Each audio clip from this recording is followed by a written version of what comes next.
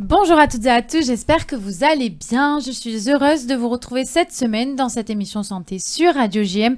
Aujourd'hui, il s'agit de la journée nationale des toxicomanies. Pour cela, j'ai l'honneur de recevoir le docteur Yves Guillermin, psychiatre, addictologue, docteur en psychopathologie, chef de pôle addiction et pathologie associée au centre hospitalier Édouard Toulouse à Marseille.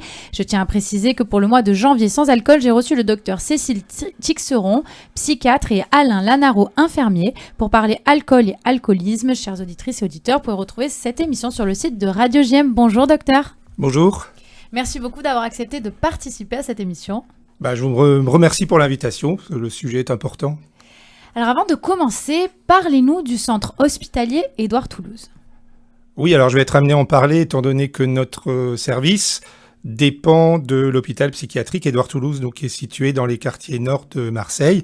C'est un hôpital public qui gère donc plusieurs secteurs de la ville, puisque la psychiatrie publique est sectorisée. Donc on a tous les quartiers nord de Marseille, les Pennes Mirabeau et le 1er, 2e et 3e arrondissement. Donc des publics compliqués, précaires, qui cumulent beaucoup de facteurs de risque, de troubles psychiatriques, souvent notamment des addictions et de la précarité sociale.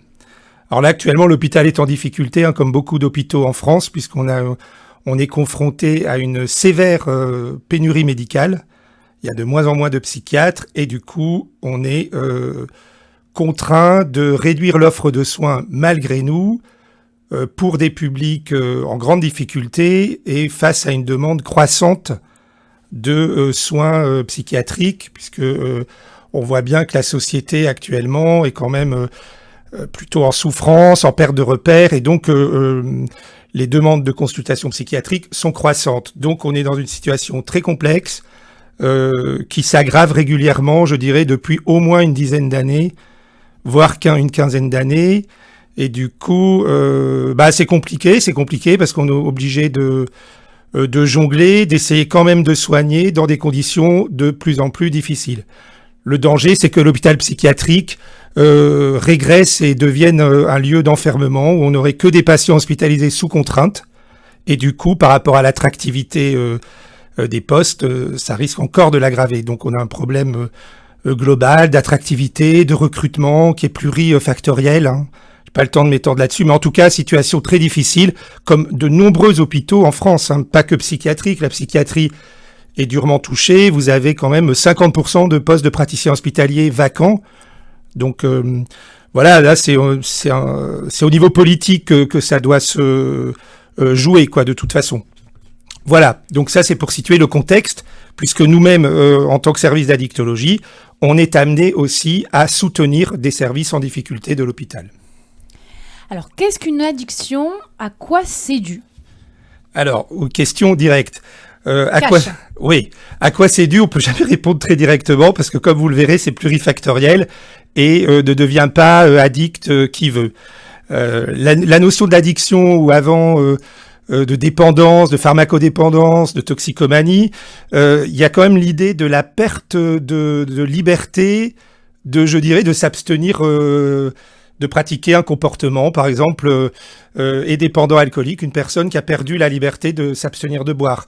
Donc il y a l'idée d'une contrainte qui est plus forte qu'une habitude, et petit à petit, la personne qui au début pense à recours aux addictions pour gagner en liberté, pour plus exister, petit à petit, toutes les sphères de sa vie vont être envahies par ce comportement addictif ou par de la prise de toxiques, si c'est des médicaments ou des drogues.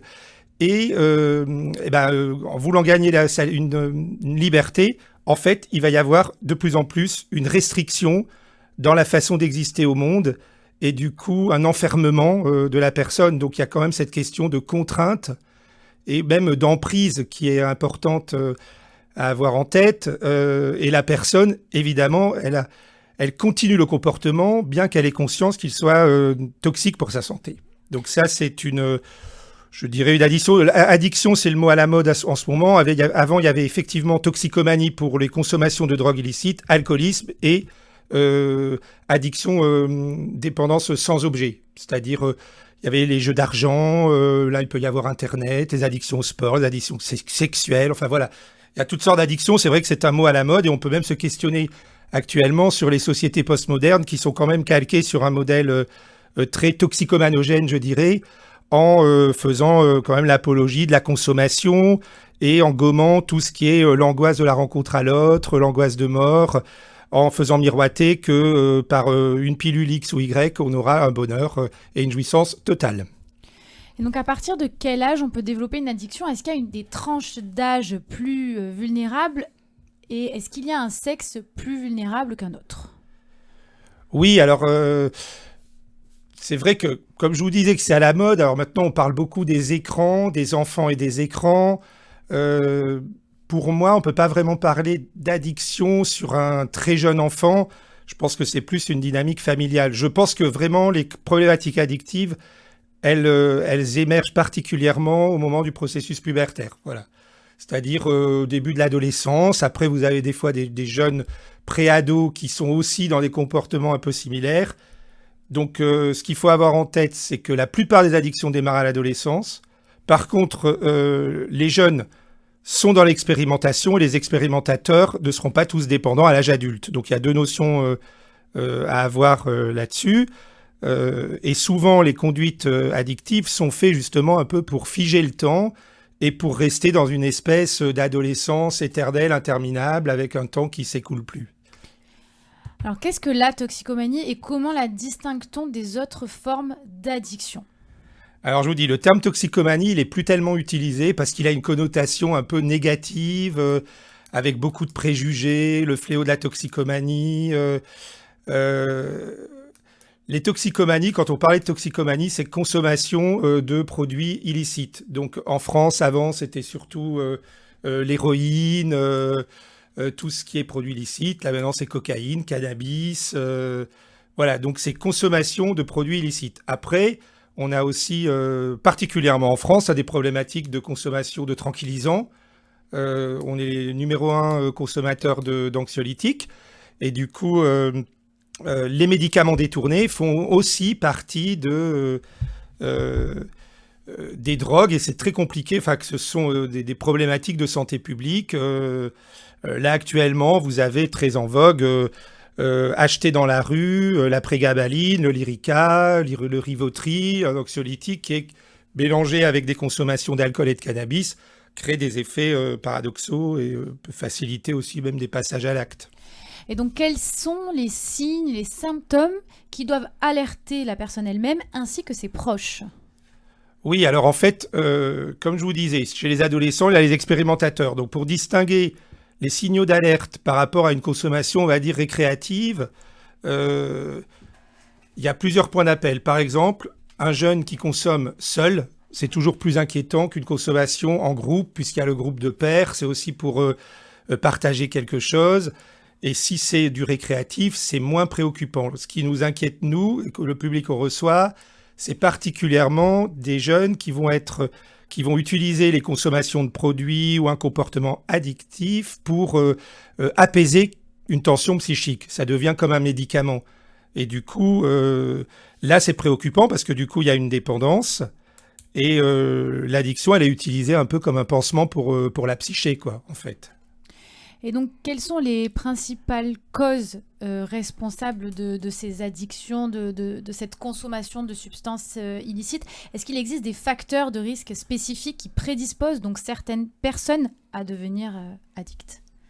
Oui, alors les facteurs de risque, on en a, puisque nous, on a quand même une expérience de plus de 20 ans de suivi, enfin notamment moi. Ce qu'on retrouve, c'est qu'il y a souvent quand même des traumatismes de l'enfance. Ça, c'est très fréquent. Ça peut aller du harcèlement scolaire, inceste, viol, attouchement sexuel. Enfin, c'est très fréquent et du coup, le jeune va partir sur la voie de l'addiction comme pour effacer son histoire et recréer une nouvelle histoire, l'histoire des drogues. Donc, tout le travail qu'on va faire avec eux, mais ça, je crois qu'on le dira un peu après, c'est justement de permettre au sujet de se réapproprier son histoire pour se dégager de cette pseudo-identité addict, toxicomane.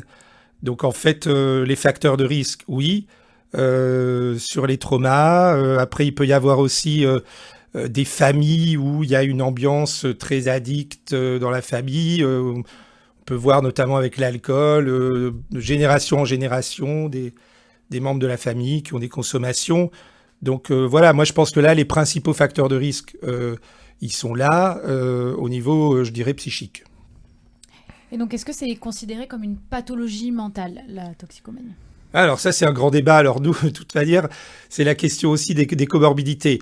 C'est pas une pathologie mentale.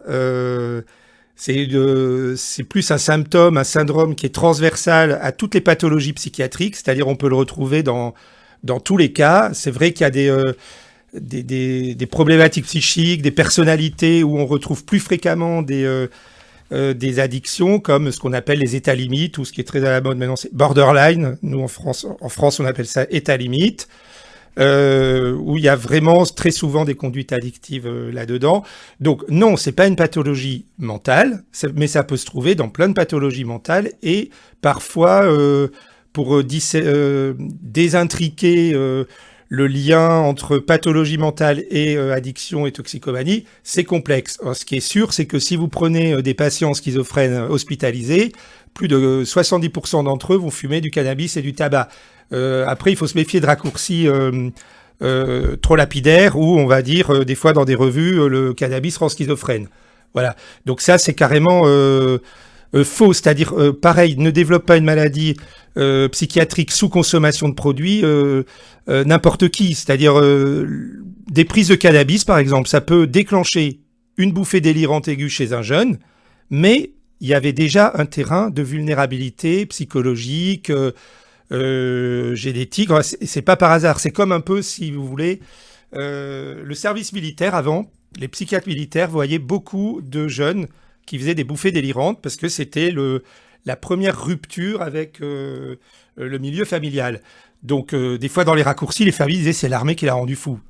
Non, voilà. Donc, c'est pareil pour le cannabis, c'est pareil pour les drogues. Aucune drogue ne peut entraîner, à proprement parler, à elle toute seule, une maladie psychiatrique. Ça, c'est très important d'avoir ça en tête. Mais je dis pas que ça complique les suivis, ça complique le soin en cas de psychose, si le patient consomme évidemment du cannabis, du LSD ou de la cocaïne. Donc ça complique les choses. Les consommations de produits facilitent les passages à l'acte suicidaire, les passages à l'acte hétéro-agressif. Voilà. Donc c'est des parcours plus complexes et les liens entre addictologie et troubles psychiatriques sont des liens souvent très compliqués. D'ailleurs, il y avait un colloque en 2021 sur troubles psychiatriques et addiction. Vous pouvez le regarder sur Internet si vous tapez ça. Donc, quels sont les effets à court et à long terme de la toxicomanie sur la santé physique et mentale? Et comment la toxicomanie affecte-t-elle la vie sociale, professionnelle et familiale des individus? De toute manière, quand on a des problématiques addictives avérées et très installées, comme je le disais au début, ça envahit toute la vie du sujet. Donc, il peut très vite y avoir une désocialisation, une déscolarisation, des problèmes financiers, des problèmes de délinquance pour se procurer la drogue, voire de prostitution. Enfin voilà, donc très vite, ça peut entraîner un engrenage multiple. Donc les conséquences physiques, ça dépend comment est consommée la drogue. Si on prend l'exemple de produits, il y a les problèmes de maladies sexuellement transmissibles par injection sur des seringues partagées. Des pailles aussi pour les consommations de cocaïne. Voilà, donc il y a toutes les maladies, toutes les MST, HIV, l'hépatite C. On a aussi des problèmes infectieux, des abcès, des problèmes de thrombose veineuse sur des produits détournés comme le Subutex qui peut être injecté. Voilà, donc les conséquences sur la santé physique, il y en a de nombreuses, celles que j'ai dit. Et sur le côté psychique, évidemment, c'est ce que je disais avant, ça va dépendre du lien entre le sujet et la consommation. Donc ça peut aggraver une maladie psychotique, ça peut entraîner l'éclosion d'une schizophrénie, mais qui aurait quand même probablement démarré. Ça va aggraver les troubles dépressifs, les troubles anxieux. Voilà, les conséquences sont multiples. Et donc, quelle est la prise en charge de la toxicomanie? Alors, la prise en charge, notre façon de voir les choses, c'est de proposer un espace de parole au sujet, voire aux proches, puisqu'on a aussi une unité de thérapie familiale. D'ailleurs, comment les proches peuvent soutenir une personne en proie à la toxicomanie? Alors, Jean-Piette, oui. la question suivante, comme ça, comme ça on condense les deux. Ok, très bien. Du coup, alors, de toute façon, nous, on est un XAPA, c'est-à-dire un centre de soins et d'accompagnement de prévention des addictions, donc on reçoit les proches. On a maintenant une unité de thérapie familiale qui s'appelle l'UTFA13. Donc la question est importante parce que parfois, notamment chez les jeunes, les parents vont se focaliser sur le jeune qui a des comportements addictifs, délinquants, alors qu'en fait, sans se rendre compte que finalement, c'est aussi, ils ont à y voir quelque chose là-dedans, la dynamique familiale qui peut entraîner presque les comportements à risque du jeune, puisque nous, j'aime bien parler de conduite à risque, et du coup, il va devenir un peu le symptôme et le fusible de la famille. Donc c'est pour ça que dans les addictions, je trouve que de proposer une approche familiale est particulièrement pertinent. Voilà. Après, c'était quoi la question juste avant ? Comment la famille et les proches peuvent soutenir une personne ? Peuvent soutenir, je pense que c'est déjà de favoriser le dialogue, d'éviter d'être dans la répression, parce que parfois vous avez des parents qui veulent faire maintenant des bilans urinaires sur leur ado pour voir s'il consomme du cannabis, ou des parents qui vont fouiller la chambre du jeune pour voir s'il n'a pas des drogues cachées. Vraiment, je pense que le plus important, c'est de rétablir du lien dans la famille et de la parole. Si le jeune consomme mais qui peut en parler avec ses parents et qui sont à l'écoute, qui proposent quand même une enveloppe bienveillante et les choses se passent mieux. S'il y a un côté très répressif et très, je dirais, de surveillance, ça a tendance à cristalliser les conflits familiaux et à aggraver les comportements à risque du jeune. Voilà. Alors maintenant, on va parler de salle de shoot. Alors, c'est quoi ? Comment ça fonctionne ? Qui peut y aller ? Qu'en pensez-vous ? Ouais, alors là, on est au cœur de l'actualité, puisqu'on nous a aussi demandé un peu de notre avis là-dessus. Moi, je pense que... alors maintenant, on dit plus trop salle de shoot, c'est salle de soins santé. Enfin, donc il va y en avoir une probablement qui va s'ouvrir sur Marseille, puisqu'il y avait eu des problèmes par rapport au quartier. Moi, je pense qu'on est dans le côté faciliter l'accès aux soins de personnes qui sont très éloignées du soin, qui sont très en détresse, probablement en grande précarité, et qui ont recours à l'injection d'une manière très très forte. Donc, je ne sais pas combien il y a de personnes qui sont visées, qui sont concernées. Nous, on a quelques injecteurs dans le service. Souvent, c'est quand même sous-tendu par des troubles psychiatriques, et donc c'est un travail de longue haleine pour que la personne se dégage du geste de s'injecter. Après, je pense que c'est bien que des lieux comme ça existent. L'idée, c'est que la personne ne reste pas longtemps sur ce palier salle de shoot, mais qu'elle puisse accéder aux soins, parce que l'idée, c'est comme les bus méthadone. L'idée, c'est quand même de permettre un accès aux soins pour ces personnes, pour qu'elles se dégagent de la toxicomanie et de l'addiction, quoi. Voilà. Mais comment ça se passe en fait dans ces salles ? L'idée principe, c'est de pouvoir proposer à la personne qui s'injecte de s'injecter son produit dans de bonnes conditions sanitaires. Donc, pour moi, ça pose quand même question, hein, puisque... Parce qu'après, quand elles sortent du lieu, du coup, elles sont comment ? Elles peuvent être dangereuses, agressives. Enfin, ça dépend ce qu'elles consomment. Moi, ce qui me gêne là-dedans, c'est que il peut y avoir, ça peut être dangereux de s'injecter. Je sais pas, prenons l'exemple de Subutex, ça peut entraîner un arrêt cardiaque brutal. Enfin, voilà, donc c'est quand même. Il peut y avoir une analyse des produits. L'idée, c'est de créer un lien avec la personne. Hein, je pense que c'est ça le plus important. Donc, en proposant un lieu sécure pour l'injection, ce serait de créer un lien avec la personne et de pouvoir petit à petit lui permettre d'accéder à un soin. Voilà. Après, moi, je suis pas fervent défenseur de ces salles. Je me demande si c'est pas aussi réducteur pour le sujet. Et le risque, c'est de le réduire à un trou et à une injection. Après, je pense que c'est bien que ça existe, mais il faut pouvoir ouvrir là-dessus et pouvoir... nous, par exemple, on recevra des personnes qui iront dans ces salles si elles ont besoin de soins après plus précis, psychiatriques et addictologiques. Voilà. Alors, avec l'évolution des technologies et des outils numériques, y a-t-il des nouvelles approches pour le traitement des addictions, telles que des applications, la télémédecine, etc. Oui, alors là, je les connais pas bien. Il y a certains patients qui d'eux-mêmes utilisent des applications un peu style un peu coach pour s'encourager à arrêter, à l'abstinence. Nous, on est moins là-dedans, donc qu'ils l'utilisent, c'est très bien. Nous, on est vraiment par déplacer l'addiction ou la place qu'a l'addiction chez le sujet par la parole, puisque une personne addicte, elle n'aime pas parler d'elle, donc nous, on va lui proposer une rencontre, on va prendre le risque de cheminer avec la personne, et petit à petit, ça lui permettra de desserrer l'étau de l'addiction. Voilà, c'est un peu notre façon de travailler. On a ce travail depuis 20 ans et ça fonctionne quand même pas mal. Alors pour terminer, il nous reste 1 minute. Ah oui, c'est passé très vite. C'est passé hyper vite. Quel message souhaitez-vous transmettre au public à l'occasion de cette journée nationale de la toxicomanie ? Moi, je dirais qu'il faut se dégager des préjugés, des représentations qu'on a sur toxicomanie en tant que fléau. Il faut bien comprendre que c'est pas par hasard si un sujet est dans un comportement addictif ou devient addict. Oliver Einstein, sa phrase est toujours d'actualité, c'est toxicomanie, c'est la rencontre d'un produit, d'une personnalité à un moment donné de la vie. Ça veut dire qu'à un moment, un sujet, il va être dans des comportements addictifs graves, mais il peut très bien s'en dégager un peu plus tard. Voilà. Donc je pense que ce qui est important, c'est de rester vraiment sur la personne, le sujet, de lui permettre de parler de qu'est-ce que ça lui apporte pour lui, sans le juger, et en cheminant avec lui. Voilà.